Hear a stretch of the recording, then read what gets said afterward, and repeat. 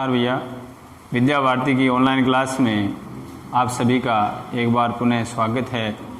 हम कक्षा 8 विषय विज्ञान पाठ 1 का फसल उत्पादन और प्रबंध पढ़ रहे हैं, जिसके अंतर्गत हम कृषि पद्धतियों के बारे में पढ़ रहे थे, जिसके अंतर्गत हमने मिट्टी तैयार करना, बुआई करना, बीजों का चयन करना, खाद उर्वरक देना, इन पद्धतियों के बारे में पढ़ा। अब खाद उर्वरक देने के बाद में हम पढ़ते हैं सिंचाई के बारे में।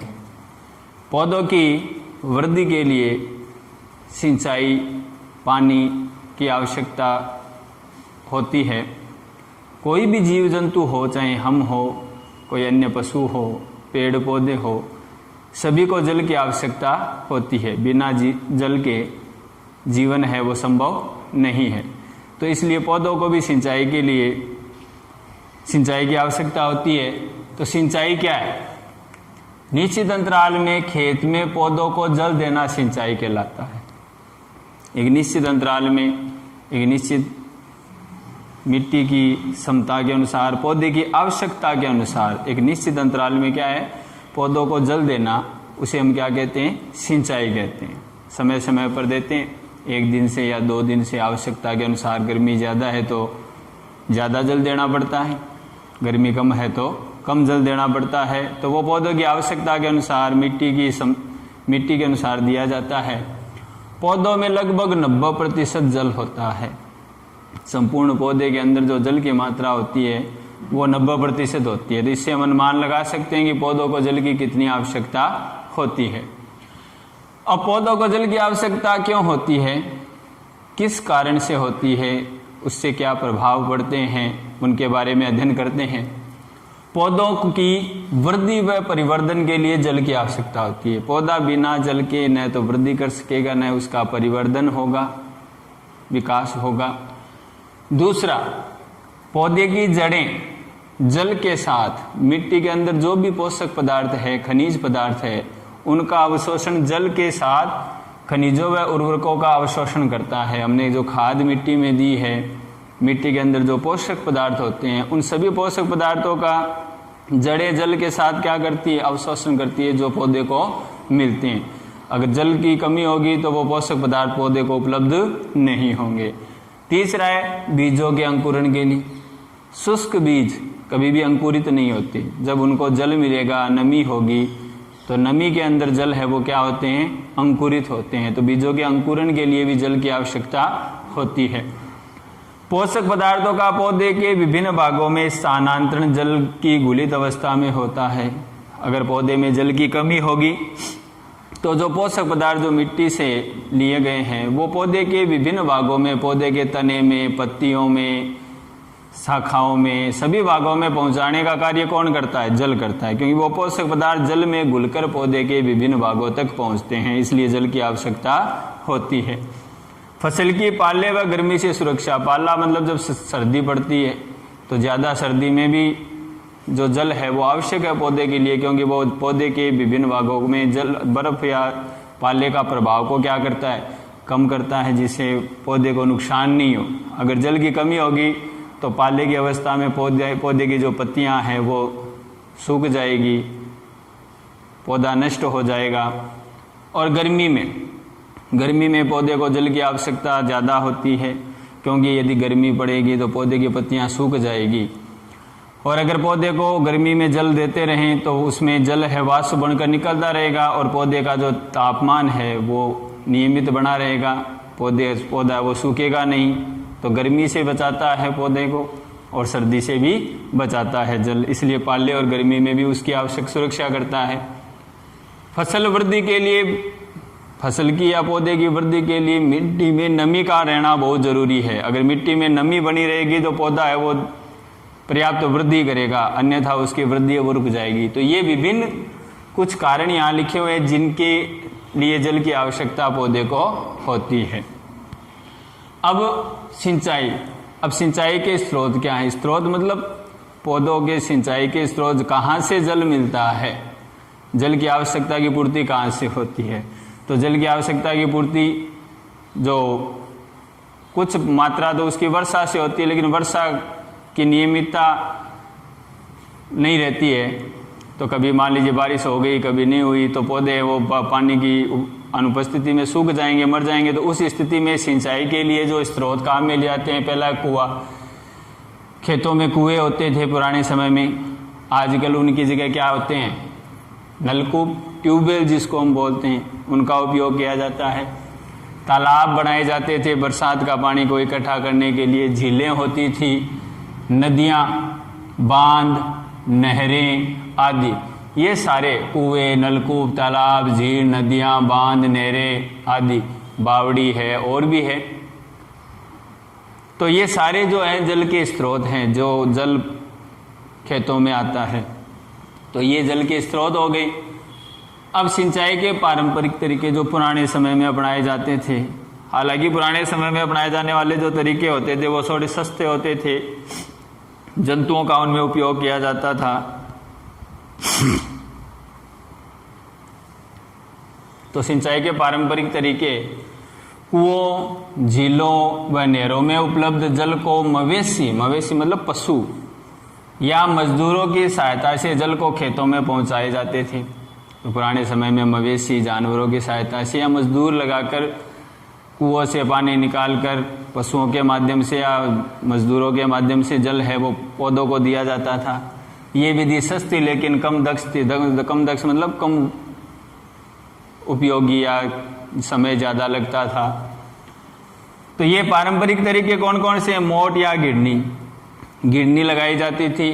गिरनी से कुएं के अंदर बड़े बड़े चमड़े के बैग या बड़ी बड़ी बाल्टियां या उनसे पानी को गिरनी के माध्यम से खींचा जाता था। उनको मजदूर खींचते थे या पशुओं के माध्यम से खींचकर खेतों में पानी नालियों के माध्यम से पहुंचाया जाता था।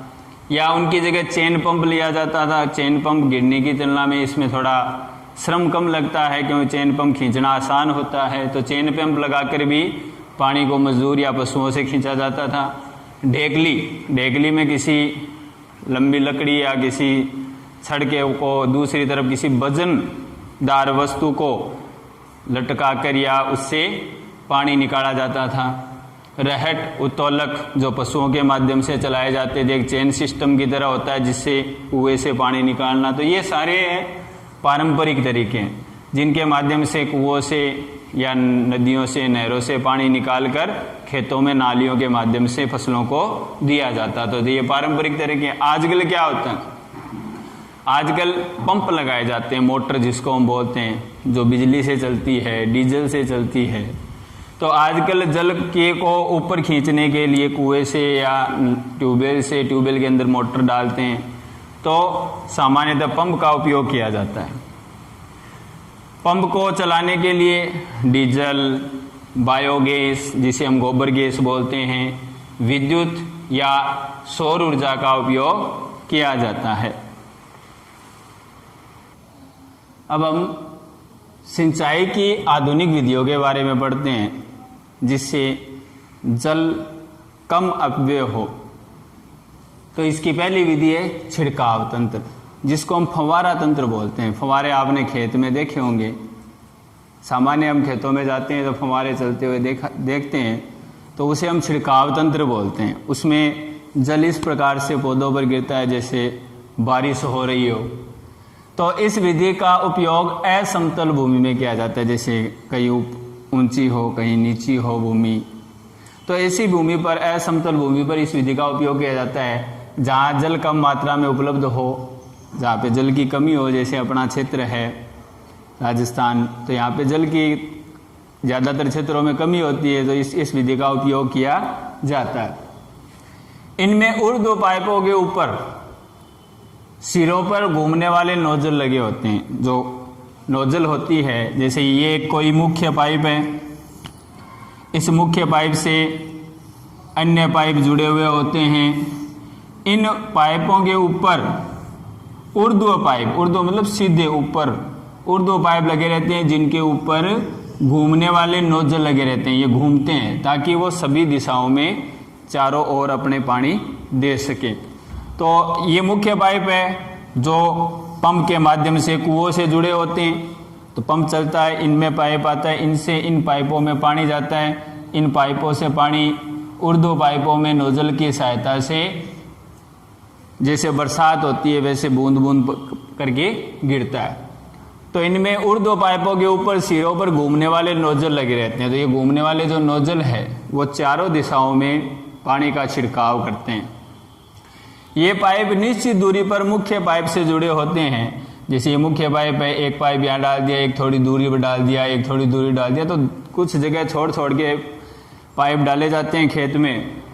जब पंप की सहायता से जल मुख्य पाइप में भेजा जाता है तो घूमते हुए नोजल से बाहर निकलता है। अब इस मुख्य पाइप से जब पानी अन्य पाइपों में जाएगा, अन्य पाइपों से ऊर्ध्व पाइपों के माध्यम से नोजल की सहायता से छिड़काव के माध्यम से ये सिंचाई करता है।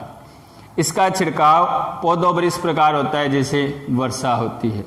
और इस विधि का उपयोग कहाँ किया जाता है? सामान्यतः खेतों में किया जाता है, जहाँ पे पानी की पर्याप्त मात्रा पौधों को समय निश्चित समय अंतराल में दिया जाता है। तो खेतों में जो भी पौधे उगते हैं, चाहे गेहूं का खेत हो, चने का हो, तो ऐसे पौधों को छिड़काव तंत्र के माध्यम से पानी दिया जाता है। एक दूसरी विधि है ड्रिप तंत्र, जिसको हम बूंद बूंद विधि बोलते हैं। इसका दूसरा नाम है बूंद बूंद विधि। बूंद बूंद विधि में जैसे पौधे होते हैं उनकी जड़ों में पाइप डाले जाते हैं।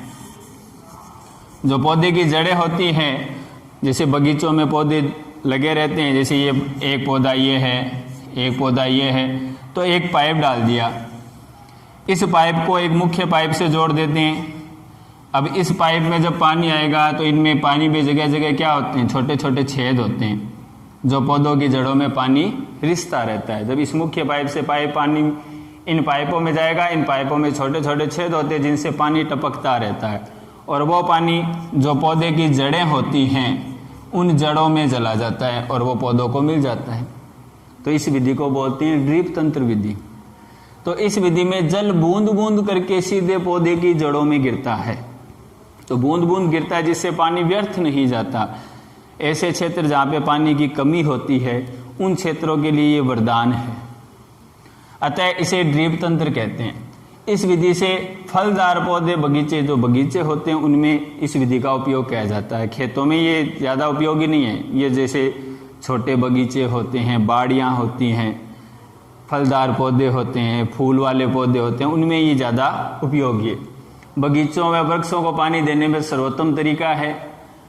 इनमें पौधों की बूंद बूंद करके जल मिलता है जिससे पानी व्यर्थ नहीं जाता, और इस विधि में जल बिल्कुल व्यर्थ नहीं होता। तो ये जल की कमी वाले क्षेत्रों के लिए एक वरदान है, क्योंकि आज के समय में पानी की जो कमी है उसको देखते हुए ये बहुत उपयोगी विधि है, जिसमें पानी का बिल्कुल भी अपव्यय नहीं होता है।